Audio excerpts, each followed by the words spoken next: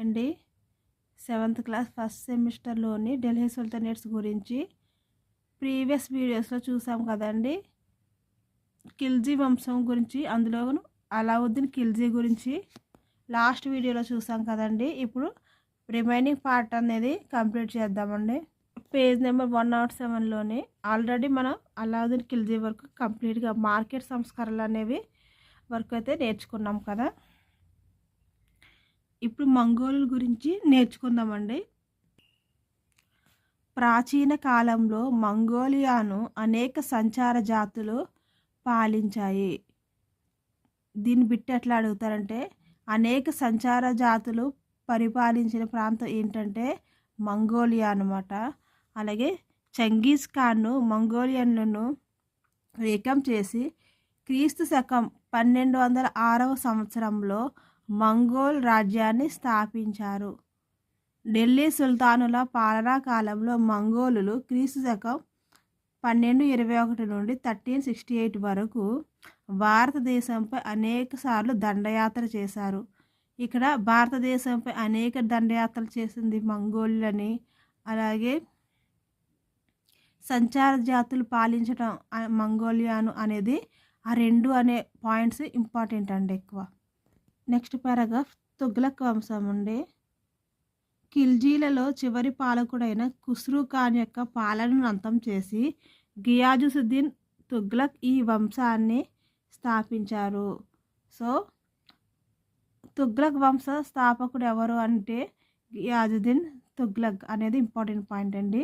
Next వచ్చేసి Mohammed bin Tughlaq, Firoz Shah Tughlaq ఈ వంశంలో ప్రముఖ పాలకులు ఎవరు అంటే మహమ్మద్ బిన్ తుగ్లక్ ఒకరి, ఫిరోజ్ షా తుగ్లక్ ఒకటి ఇంపార్టెంట్ అండి. నెక్స్ట్ వచ్చి తుగ్లక్ల పాలనా కాలంలో మధ్య ఆసియాకు పాలకుడైన తైమూర్ దండయాత్రలు ఎదుర్కోవాల్సింది. తుగ్లక్ పాలనలో ఎవరి యొక్క దండయాత్రలను ఎదుర్కోవాల్సి వచ్చింది అంటే తైమూర్ దండయాత్రలో. ఈ 3 పాయింట్స్ అనేవి క్వశ్చన్ అట్లా ఫామ్ చేస్తారనమాట. నెక్స్ట్ అండి మహమ్మద్ బిన్ తుగ్లక్ పాలనా కాలం 26 నుండి 51. మహమ్మద్ బిన్ తుగ్లక్ గొప్ప విద్వాంసుడు మరియు వింతైన పాలకుడు. ఆ పాయింట్ కన్నా కూడాను ఇతను తత్వశాస్త్రవేత్త, అలాగే గణిత శాస్త్రం, ఖగోళ శాస్త్రంలో ప్రావీణ్యుడు. అది ఇంపార్టెంట్ పాయింట్ అండి. నెక్స్ట్ వచ్చి రాజపుత్రులపై అనేక యుద్ధాలు చేసి విశాల సామ్రాజ్యాన్ని స్థాపించాడు. నెక్స్ట్ వచ్చి పాయింట్ ఇంపార్టెంట్ అండి. రాజధాని ఢిల్లీ నుండి మధ్యలో ఉన్న దేవగిరి దౌలతాబాద్కు మార్చారు. ఇది ఇంపార్టెంట్ పాయింట్ అండి. ఎవరు ఢిల్లీ నుండి దేవగిరి దౌలతాబాద్కు మార్చారంటే తుగ్లక్ అండి. నెక్స్ట్ వచ్చి రాగి నాణాలను, వ్యవసాయ సంస్కరణను ప్రవేశపెట్టారు. నెక్స్ట్ పేజ్లో అంటే సయ్యద్ వంశం ఢిల్లీ సుల్తానులో నాలుగవది అంటే 4వ వంశం అన్నట్టు. ఇక్కడ 4వ వంశం ఏంటి అంటే సయ్యద్ వంశం అనమాట. ఈ సయ్యద్ యొక్క వంశాన్ని స్థాపించింది ఎవరు? కిజర్ ఖాన్. ఇది ఇంపార్టెంట్ పాయింట్ అండి. అలాగే కిజర్ ఖాన్, ముబారక్ షా, మహమ్మద్ షా, ఆలం షా ఈ వంశంలోని ఇతర పాలకులు. ఈ నలుగురు కూడా చాలా ఇంపార్టెంట్స్ అండి. ఆర్డర్ అనేది టెట్లో అడిగినారు. చివరి పాలకుడు ఆలం షా బహుళాల్ చేతిలో ఓడిపోవడంతో లోడి వంశస్థులకు పాలన సంక్రమించింది. దీన్ని క్వశ్చన్ ఎట్లా అడుగుతారంటే సయ్యద్ వంశంలో చివరి పాలకుడు ఎవరంటే ఆలం షా. ఎవరి చేతిలో ఓడిపోయారు? బహుళాల్ చేతిలో ఓడిపోయారు. అలాగే సయ్యద్ వంశంలోని ప్రముఖులు ఎవరంటే ఈ ఆర్డర్ అండి కిజర్ ఖాన్, ముబారక్ షా, మహమ్మద్ షా, ఆలం షా. టెట్లో అడిగి ఉన్నారండి ఆర్డరు, గుర్తుపెట్టుకోండి. నెక్స్ట్ వంశం వచ్చేసి లోడి వంశం. లోడి వంశాన్ని స్థాపించింది ఎవరంటే బహుళాల్ లోడి తన రాజ్యంలోని ప్రభువులను సంతృప్తిపరచడానికి అనేక చర్యలు తీసుకున్నాడు. 2వ సుల్తాన్ సికిందర్ లోడి రాజ్యాన్ని సుస్థిరపరిచేందుకు ఎన్నో చర్యలు తీసుకున్నప్పటికీ ప్రయోజనం లేకపోయింది. ఢిల్లీ సుల్తానుల్లో చివరి పాలకుడైన ఇబ్రహాం లోడి పాలన తర్వాత ఢిల్లీ సుల్తానుల పాలన అంతమైంది. ఇందులో ఢిల్లీ సుల్తానుల్లో చివరి పాలకుడు ఇబ్రహాం లోడి అనేది ఇంపార్టెంట్ పాయింట్ అండి. అలాగే ఎవరు స్థాపించారు లోడి వంశం అంటే స్థాపన బై బహులాల్ లోడి. మీకు తెలిసాలో ఈ పారాగ్రాఫ్ మోస్ట్ ఇంపార్టెంట్ అండి. తుగ్లక్ వంశం పాలనా కాలంలో 98 సంవత్సరాలు తైమూర్ భారతదేశంపై దండయాత్ర చేసి ఢిల్లీని స్వాధీనపరుచుకున్నారు. తైమూర్ ఏ కింగ్ అనమాట. భారతదేశంపై అనేక దండయాత్రలు చేసింది ఎవరు అంటే 98వ సంవత్సరంలో తైమూర్ కింగ్ అనమాట. భారతదేశంపై దండయాత్రలు చేసి ఢిల్లీని స్వాధీనపరుచుకున్నాడు. ఆటవిక పద్ధతిలో జరిగిన ఈ దాడి దేశం భయభ్రాంతులకు లోనవ్వటమే కాక తీవ్రంగా దోచుకోబడింది. అనేక నిర్మాణాలు కూల్చివేయబడ్డాయి. ఢిల్లీ పునర్నిర్మాణానికి దాదాపు శతాబ్దం పడింది. ఇందులో హైలైట్ చేసుకోవాల్సింది తైమూర్ ఒకటి, ఇయర్ ఒకటి, ఆటవిక పద్ధతి ఒకటి, శతాబ్దం పట్టిందనే టైం చూసారా, శతాబ్దం అదొకటి ఇంపార్టెంట్ అండి. తర్వాత కాలంలో ఇది బాబర్ దండయాత్రకు దారితీసి మొఘల్ సామ్రాజ్య స్థాపనకు కారణమైంది. సో ఇక్కడ బాక్స్ గీసినవి ఇంపార్టెంట్ అండి. మొఘల్ సామ్రాజ్య స్థాపనకు కారణమైంది. అలాగే ఈ దండయాత్రలు అటవిక పద్ధతిలో జరిగాయి. శతాబ్దం పట్టింది ఢిల్లీ తేరుకోవడానికి. 98 సంవత్సరంలో తైమూర్ భారతదేశంపై అనేక సార్లు దండయాత్ర చేసింది అనేది ఇంపార్టెంట్. ఇంకంటే తైమూర్. ఓకే. సామాజిక రాజకీయ ఆర్థిక జీవనం. ఈ ఢిల్లీ సుల్తాన్ యొక్క సామాజిక రాజకీయ ఆర్థిక జీవనం గురించి ఉంటుంది. పరిపాలన. రాజ్యంలో సుల్తాను సర్వాధికారి. షరియత్ లేదా ఇస్లామిక్ నిబంధనల ప్రకారం పరిపాలన జరుగుతుంది. రాజ్యాన్ని ఇక్తాలు, షిక్లు, పరగణాలు మరియు గ్రామాలుగా విభజించారు. సరే నేను 1 2 3 4 వేసుకున్నాను. అవి ఇంపార్టెంట్ అండి. గ్రామ పరిపాలనలో కేంద్రం జోక్యం చేసుకోదు. ఇందులో రాజ్యంలో సుల్తాన్ సర్వాధికారి అనేది ఇంపార్టెంట్. పర్షియన్ లేదా ఇస్లాం నిబంధనల ప్రకారం జరుగుతుంది అనేసి. అట్లాగే ఇక్తాలు, షిక్లు, పరగణాలు, గ్రామాలు అనేవి ఇంపార్టెంట్గా నోట్ చేసుకోండి, హైలైట్ చేసుకోండి. నెక్స్ట్ అండి, పరిపాలనలోని అన్ని విషయాల్లో చక్రవర్తికి అత్యున్నత అధికారం ఉండేది. ఇంపార్టెంట్ అండి. నెక్స్ట్ వచ్చేసి రాజకీయ, న్యాయ, సైనిక, మత విషయాలకు చెందిన అధికారం సుల్తానుదే. ఇల్టుట్మిష్ సైనిక అవసరాల కోసం బానిసలను కొనుగోలు చేసేవాడు. పర్షియన్లో ఈ పద్ధతిని బందగాన్ అని పిలుస్తారు. ఖిల్జీ, తుగ్లక్ పాలకులు ఈ పద్ధతిని కొనసాగించేవారు. బందగాన్లోని వారిలో సుల్తాన్కు నమ్మకస్తులైన వారిని గవర్నర్లుగాను మరియు సైన్యాధికారులుగాను నియమించేవారు. ఇల్టుట్మిష్ కాలంలో చిహల్గనీ సర్దార్లు కీలక పాత్ర పోషించారు. ఇందులో నేను ఆరెంజ్ కలర్తో హైలైట్ చేసుకున్నవన్నీ ఇంపార్టెంట్ అండి. పరిపాలనలో అన్ని విషయాల్లో చక్రవర్తి అత్యున్నత స్థానంగా ఉండేది. ఇల్టుట్మిష్ కాలంలో సైనిక అవసరాల కోసం బానిసలను కొనుగోలు చేసేవారు. బానిసలను కొనుగోలు చేసేటువంటి ప్రక్రియ అనేది ఇల్టుట్మిష్ ద్వారా ఫస్ట్ ప్రవేశపడింది. నెక్స్ట్ పర్షియాలో ఈ పద్ధతిని ఏమని పిలుస్తారంట, బందగాన్ అని పిలుస్తారు. అలాగే ఈ బానిసల్లో నమ్మకస్తులైన వారిని ఏం చేసేవారనమాట, గవర్నర్గా, సైన్యాధికారులుగా నియమించేవారు. అలాగే ఖిల్జీ, తుగ్లక్ పాలకులు కూడా ఈ పద్ధతిని కొనసాగించేవారు. ఇల్టుట్మిష్ ప్రారంభించినది ఖిల్జీ, తుగ్లక్ కూడా ఫాలో అయ్యేవారు అనమాట. ఇల్టుట్మిష్ కాలంలో చిహన్గనీ సర్దారులు కీలక పాత్ర పోషించేవారు. ఇంపార్టెంట్ బిట్ అండి. ఇవన్నీ కూడా ఒక్కొక్కటి బిట్స్ రూపంలో మనకి వచ్చినవే.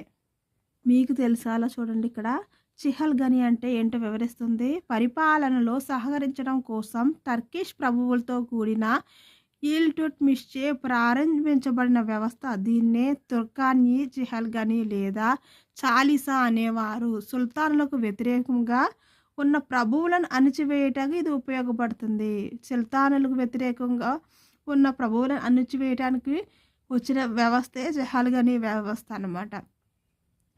ఓకేనండి. దీన్నే తుర్కానీ చిహల్గనీ అంటారు. దానికి మరొక పేరు చాలీసా. దీన్ని ఎవరు ప్రవేశపెట్టారంటే టర్కిష్ ప్రభువులతో కలిపి ఇల్టుట్మిష్ ప్రారంభించారనమాట. ఓకేనండి. ఇక్తా పద్ధతి. ఢిల్లీ సుల్తానులు తమ రాజ్యాన్ని ఇక్తాలుగా విభజించి సైన్యాధికారులను నియమించారు. వీరిని ఇక్తాదారులు లేదా ముక్తీలు అని అంటారు. వీళ్ళ యొక్క వీళ్ళు ఏంటంటే శాంతి భద్రత, రెవెన్యూ మొదలగునవి సేవలు అనేవి అందించేవారన్నమాట. ఇక్తాల నుండి వసూలు చేసిన రెవెన్యూ ఆదాయమును పరిపాలన అవసరాలకు, సైన్యం నిర్వహణ వంటి వాటికి వినియోగించేవారు. ఇక్తాదార్ పదవి వారసత్వముగా వచ్చేది కాదు. పైగా వారికి తరచుగా ఒక ఇక్తా నుండి మరొక ఇక్తాకు బదిలీ ఉండేది. ఇందులో ఆరెంజ్ కలర్లో చేసినవి మాత్రం ఇంపార్టెంట్ అండి. ఢిల్లీ సుల్తానులు తమ రాజ్యాన్ని ఇక్తాలుగా విభజించేవారు. ఈ ఇక్తాల యొక్క డ్యూటీస్ ఏంటంటే శాంతి భద్రతలు, రెవెన్యూ ఆదాయము వంటి సేవలు అనేవి అందించేవారు. ఇది వారసత్వంగా ఇక్తాదారీ పదవి అనేది వారసత్వంగా వచ్చేది మాత్రం కాదనమాట. ఈ యొక్క రెవెన్యూ ఆదాయాన్ని దేనికి యూజ్ చేశారన్నది ఇంపార్టెంట్ పాయింట్ అండి. సైనిక నిర్వహణకు అనేది ఇంపార్టెంట్ పాయింట్ అనమాట. ఓకేనండి. ఈ పారాగ్రాఫ్ మొత్తం ఇక్కడ రాసుకున్నాం చూడండి. ఇక్తాలనే ముక్తీలు అని కూడా అంటారు. పరిపాలనలో రెవెన్యూ ఉండేది, శాంతి భద్రత అనేవి వీళ్ళ డ్యూటీస్ అనమాట. ఓకే, నెక్స్ట్ పారాగ్రాఫ్కి వద్దాం. సామాజిక జీవనము. సామాజిక జీవనము ఈ యొక్క పారాగ్రాఫ్లో ఇంపార్టెంట్గా ఏంటంటే ముస్లిమ్స్ని డివైడ్ చేస్తూ అనమాట. అంటే భారతీయ ముస్లింలు ఏ స్థానంలో ఉన్నారు, విదేశీ ముస్లింలు ఏ స్థానంలో ఉన్నారు, వారికి అప్పగించినటువంటి వారి స్థానంలో వాళ్ళకి అప్పగించిన వృత్తుల గురించి వివరిస్తుందండి పారాగ్రాఫ్. విదేశీ ఇస్లామీయులు సమాజంలో ప్రముఖ స్థానంలో ఉంటూ అనేక సదుపాయాలు పొందుతూ పాలనను ప్రభావితం చేయగలిగేవారనమాట. విదేశీ ఇస్లామీయులు అనేవారు ప్రథమ స్థానంలో అంటే ప్రముఖ స్థానంలో ఉండేవారు. నెక్స్ట్ భారతీయ ముస్లింలు బోధకులుగాను, న్యాయాధికారులుగాను, ఇతర వృత్తులు చేసుకుంటూ ద్వితీయ స్థానంలో ఉండేవారు. ప్రాథమిక ఫస్ట్ ప్లేస్లో ఎవరు ఉండేవారు? విదేశీ ఇస్లామీయులు. అయితే భారతీయ ఇస్లామీయులు ద్వితీయ స్థానంలో ఉండి ఏమేమి వృత్తులు చేసేవారట? బోధకులు గాను, టీచర్స్ గాను, అలాగే న్యాయాధికారులు గాను ఇతర వృత్తులు చేసుకుంటూ ద్వితీయ స్థానంలో ఉండేవారు. ఇతర ప్రజలలో చేతి వృత్తుల వారు కళాకారులు, వ్యాపారస్తులు, దుకాణదారులు మొదలగు వారు శ్రామిక వర్గం కింద చేతి వృత్తుల వారు కళాకారులు, వ్యాపారస్తులు ఉండేవారు. విదేశీ ముస్లిములు, స్థానిక ముస్లిములు అనే 2 శాఖలు ఉండేవి. ఈ పారాగ్రాఫ్లో ఇంపార్టెంట్ పాయింట్స్ అవండి, అండర్లైన్ చేశాను చూసారా.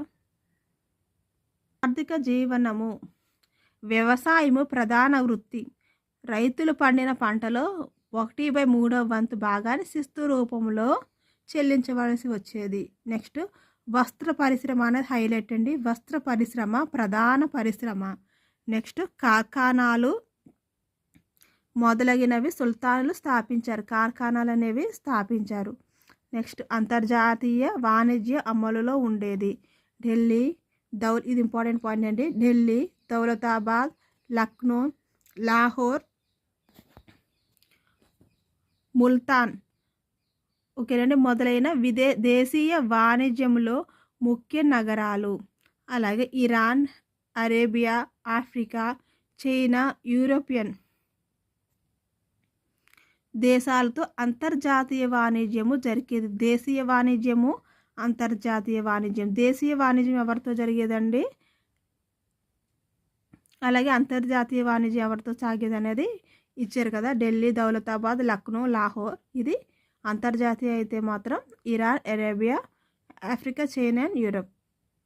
పత్తి, ముత్యాలు, ధాన్యం, నీలిమందు, సముద్ర ముత్యాలు మొదలగు ప్రధాన ఎగుమతులు. ఇది కూడా ఇంపార్టెంట్ పాయింట్ అండి. ముత్యాలు అనేది పత్తి, ముత్యాలు, ధాన్యం, నీలిమందు. ఇందులో ఇంపార్టెంట్ పాయింట్ ఇంకోటి చూడండి. అలావుద్దీన్ ఖిల్జీ వ్యాపార సంస్కరణలను ప్రవేశపెట్టారు. వ్యాపార సంస్కరణలు ఎవరు ప్రవేశపెట్టారు అంటే అలావుద్దీన్ ఖిల్జీ. ధాన్యాన్ని ప్రభుత్వ ధాన్యాగారాల్లో నిల్వ చేసేవారు. ఇది కూడా ఇంపార్టెంట్ అండి. టంకా అంటే వెండి నాణాలు, జిటాల్ అంటే రాగి నాణాలు. Most important point. Mohammad bin Tughlaq కాలంలో నాణాలు ఏంటంటే రాగి నాణాలు. రాగి నాణాలు ఏమని పిలుస్తారు? జిటాల్ అని.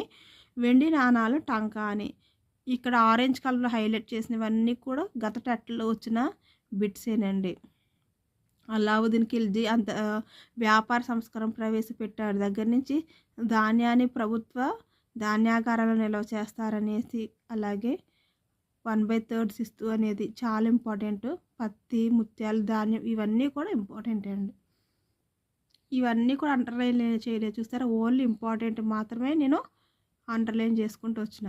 నెక్స్ట్ అండి పేజ్ నెంబర్ 115 అనమాట, బైలింగ్వల్ టెక్స్ట్ బుక్.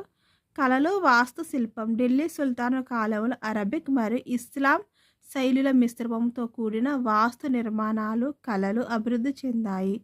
హిందూ వాస్తు శైలిలో అలంకరణ స్థానంలో రేఖాగణిత ఆకారాలు, కాలిగ్రఫీ మొదలైనవి వచ్చి చేరాయి. స్వదేశీ నిర్మాణాలలో ట్రెవిడియన్ పద్ధతి పాటించేవారు. తర్వాత ఆర్కిడ్ పద్ధతి ప్రవేశపెట్టబడింది. భవన నిర్మాణంలో భారతీయ హస్తకళల వారిని నిపుణులను కళాకారులను నియమించారు.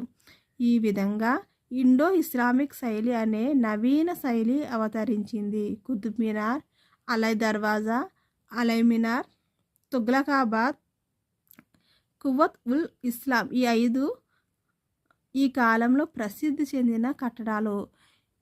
చెందిన కట్టడాలు అనేది ఇంపార్టెంట్ పాయింట్ అండి ఇక్కడ ఇందులో. అలాగే ఇండో ఇస్లామిక్ శైలిలో వాస్తు నిర్మాణాలు జరిగేవి అనేది ఇంపార్టెంట్ పాయింట్ వస్తుంది. అలాగే హిందూ వాస్తు శైలిలో అలంకరణ స్థానంలో రేఖాగణిత ఆకారాలు అనేది ఇంపార్టెంట్గా వస్తుంది అనమాట. అలాగే స్వదేశీ నిర్మాణాలు టిబెటియన్ పద్ధతిని పాటించేవారు అనేది కూడా ఇంపార్టెంట్ పాయింట్ అండి. అలాగే కట్టడాలు ఇచ్చారు కదా, కుతుబ్ మినార్, అలై దర్వాజా, అలై మినార్, తుగ్లకాబాద్ 4, కువత్ ఉల్ ఇస్లాం మసీద్ అనమాట. అది ఇండో ఇస్లామిక్ శైలి అనే నవీన శైలిని సంతరించుకుంది, అది కూడా ఇంపార్టెంట్ పాయింట్ అండి. నెక్స్ట్ ఈ పారాగ్రాఫ్ కింద చూస్తే మీకు తెలుసాలో ట్రిబిటియన్ శైలి అంటే ఏంటి, ఆర్కిడ్ శైలి అంటే ఏంటి అనేది పిక్చర్స్లో ఇచ్చారు చూసారు. ఇక్కడ 2 నిలువు స్తంభాలపై అడ్డంగా ఒక దూలం పెట్టి దాని పైకప్పులు, తలుపులు, కిటికీలు మొదలైనవి తయారు చేయబోస్తారు. చూడండి పిక్చర్ చూస్తే మీకు అర్థమవుతుంది. ఈ నిలువు స్తంభాలని రాతి పోస్ట్ మరియు లింటర్ అని అంటారనమాట. నెక్స్ట్ ఆర్కిడ్ శైలిలో తలుపులు, కిటికీలపై ప్రత్యేకంగా ఉండి వాటిపై గల బరువును మోయుటకు ఆర్చ్ నిర్మాణం. ఇక్కడ దానికి డిఫరెన్స్ ఏంటంటే ఆర్చ్ అనమాట. ఆర్చ్ అనేది ఉంది చూసారు. ఆర్కిడ్ శైలి ప్రధాన రాయి, వెల్జ్ ఆకారపు దిమ్మలు. ఇంత డీటెయిల్గా పిక్చర్ ఎప్పుడు అడగలేదు, కానీ మినిమంగా 2 నిలువు స్తంభాలు అడ్డంగా ఉంటే గాన అది ట్రిబిటియన్ శైలి అని, మనకి ఆర్చ్ నిర్మాణంలో ఉంటే అది ఆర్కిడ్ శైలి అనేది టెట్ లెవెల్లో గుర్తుపెట్టుకుంటే సరిపోద్దండి. పిక్చర్ గురించి అయితే నేను హైలైట్ చేసుకుంటూనే ప్రిపేర్ అయ్యాను. ఇట్లాగా రాతి లింటర్, రాతి పోస్ట్ అని కానీ ఎప్పుడు అడగలేదు. నెక్స్ట్ వచ్చేసి కుతుబ్ మినార్ గురించి అండి. కుతుబ్ మినార్ గురించి చూద్దాం. కువత్ ఉల్ ఇస్లాం మసీద్ ఆవరణంలో ఈ నిర్మాణం చేయబడింది. ఏ ఆవరణలో ఉందండి? కుతుబ్ మినార్ అనేది కువత్ ఉల్ ఇస్లాం. కుతుబుద్దీన్ ఐబక్ మరియు ఇల్టుట్మిష్ కుతుబ్ మినార్ను కట్టించి, అంటే ఇద్దరు కట్టించారు. ఎవరు? ఐబక్ అలాగే ఇల్టుట్మిష్ ఇద్దరు కూడా కట్టించారు. ఫినిష్ చేసింది ఎవరు అని అడిగారు అనుకోండి, పూర్తి చేసింది ఎవరు అంటే ఇల్టుట్మిష్ అనాలి. కట్టించింది ఎవరు అంటే ఇద్దరు. ఓకేనండి. సూఫీ సన్యాసి అయిన కుతుబుద్దీన్ బక్తియార్ కాకీకి అంకితం చేశారు. ఈ కాకి అనేది చాలా ఇంపార్టెంట్ బిట్ అండి. ఎవరికి? ఏ సూఫీ సన్యాసి అయినటువంటి కుతుబుద్దీన్ బక్తియార్ కాకీకి అంకితం చేశారనేది చాలా ఇంపార్టెంట్. 74.1 మీటర్ల ఎత్తులో ఉన్న 4 అంతస్తుల చలువరాయి, ఇసుకరాయితో కూడిన ఈ నిర్మాణం ప్రత్యేక నిర్మాణ నిపుణతతో కూడినది. ఇందులో అది ఎన్ని మీటర్లు అనేది 74.1 ఇంపార్టెంట్. ఎన్ని అంతస్తులు? 4 అనేది కూడా హైలైట్ చేసుకోండి ఫ్రెండ్స్. ఇక్కడ 4 అంతస్తులు 1 2 3 4 కుతుబ్ మినార్ అనమాట.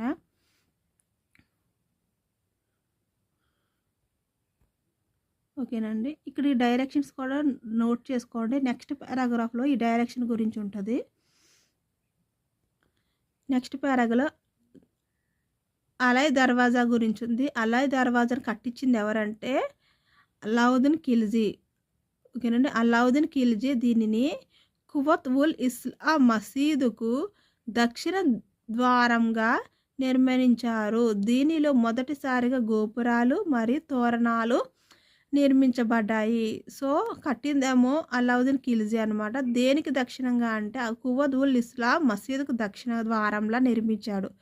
వీటికంటే కూడా గోపురాలు మరియు తోరణాలు నిర్మించబడ్డే దేనికి అంటే మొదటిసారిగా గోపురాలు అలాగే తోరణాలు యూజ్ చేసిన దేనికి అంటే అలై దర్వాజా అనేది బిట్టు ఇంపార్టెంట్ బిట్ అనమాట. సో అలై దర్వాజా పిక్చర్ అండి ఇది. సాహిత్యం పర్షియా సంస్కృతం మరియు ప్రాంతీయ భాషలలో సాహిత్యం వికసించింది. వచనం, కవిత్వం, నటన రూపాలలో సాహిత్యం ఉండేది. అనేక సంస్కృత గ్రంథాలు అరబిక్, ఉర్దూ భాషల్లోకి అనువదించబడ్డాయి.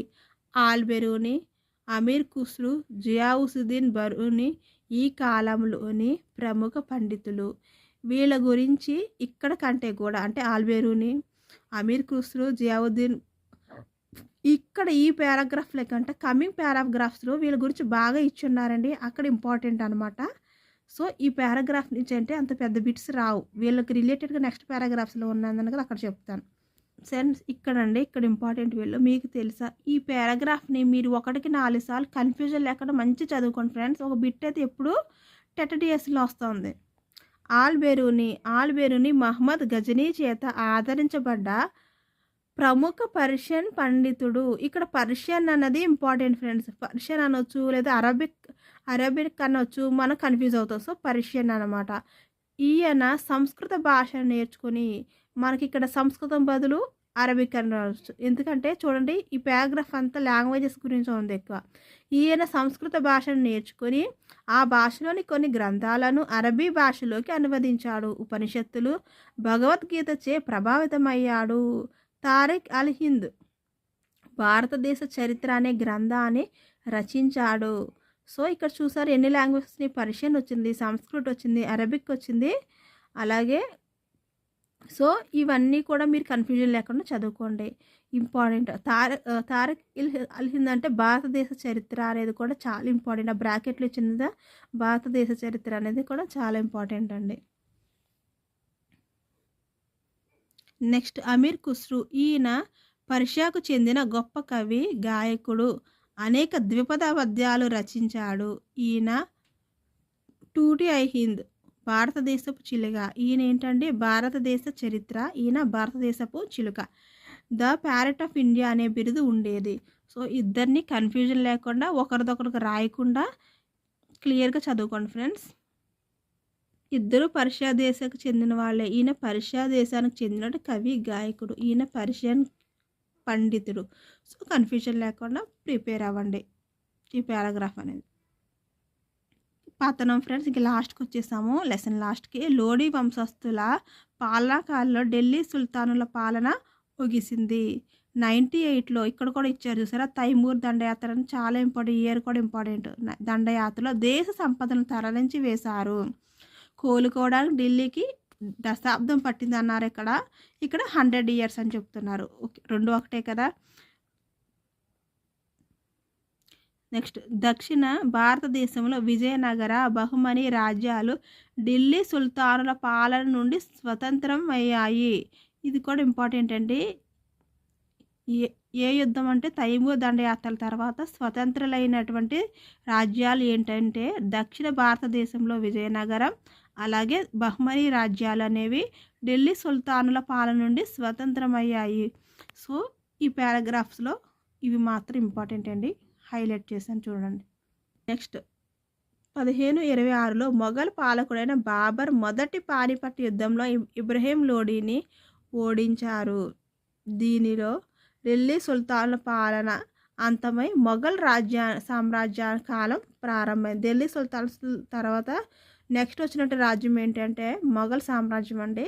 26లో మొదటి పానిపట్ యుద్ధంలో ఎవరి మధ్య జరిగింది? బాబర్ అలాగే ఇబ్రహీం లోడీ మధ్య జరిగితే ఎవరు విన్ అయ్యారంటే బాబర్ అండ్ బాబర్ మొదటి పానిపట్ యుద్ధంలో ఇబ్రహీం లోడీని ఓడించారు. ఇక్కడ పదకోశంలో ఇంపార్టెంట్ చూడండి. దోహాలు అంటే 2 పంక్తులలో రాయబడిన పద్యాలు. వీటిలో పాదంలోని పదాలు లయ దాదాపు సమానంగా ఉంటాయి.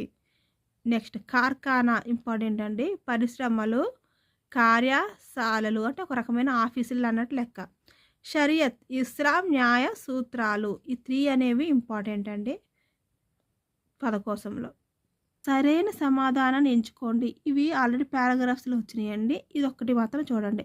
ఢిల్లీ సుల్తానులు తమ రాజ్యాన్ని ఇలా విభజించారు. ఇక్తాలు అనొచ్చు లేదా షిక్లు, పరగణాలు. ఈ మూడిట్లో ఏది ఇచ్చినా కూడా మనం ఆప్షన్ అనేది తీసుకోవచ్చు. నెక్స్ట్ పేజీలో ఇక్తాల వీరి పరిపాలనలో ఉండేవి. ముక్తి. నెక్స్ట్ జతపరచము ఇచ్చారండి. వంశాలు ఇచ్చేసి వాటిని స్థాపించింది ఎవరనేది ఇచ్చారు. దీనికంటే కూడా మన టేబుల్లో మొత్తం అన్ని వంశాలు స్థాపించింది ఎవరు, మొదటి పాలకులు ఎవరు, చివరి పాలకులు ఎవరు, ప్రముఖులు ఎవరు అనేది ఇంపార్టెంట్గా గుర్తుపెట్టుకోండి. ఇందాక పదకోశంలో ద్విపదలు దోహాల గురించి చదివిన్నాం కదా. చూడండి, తుగ్లక్ కాలంలో దోహా ద్విపదలు రచించారు. ఎవరి కాలంలో ద్విపదలు దోహాలు రచించబడినాయి అంటే తుగ్లక్ కాలం అనేది ఒక బిట్గా మనం ఫామ్ చేసుకోవచ్చు. ఇక్కడ క్రాస్ పజిల్ ఇచ్చారండి, మనకు కాదు. 7th క్లాస్ ఓరియంటెడ్ పిల్లలకు ఇచ్చారు, అంత అవసరం లేదు మనకి. సో నెక్స్ట్ లెసన్ కాకతీయ రాజ్యం అనేది నెక్స్ట్ వీడియోలో చేస్తాను ఫ్రెండ్స్. ఆల్రెడీ నేను ప్రిపేర్ అయ్యానండి, ఇది మీకు చెప్తాను. లైక్ చేయండి ఫ్రెండ్స్. వీడియో కొంచెం లెంత్ ఎక్కువైందని 2 పార్ట్స్లో చేస్తున్నాను. నచ్చితే లైక్ చేయండి ఫ్రెండ్స్, సో దట్ నాకు తెలుస్తుంది అనమాట నచ్చింది, యూస్ఫుల్ అయింది ఎవరొకరికి అనేసి. థ్యాంక్ యూ అండి, బాయ్.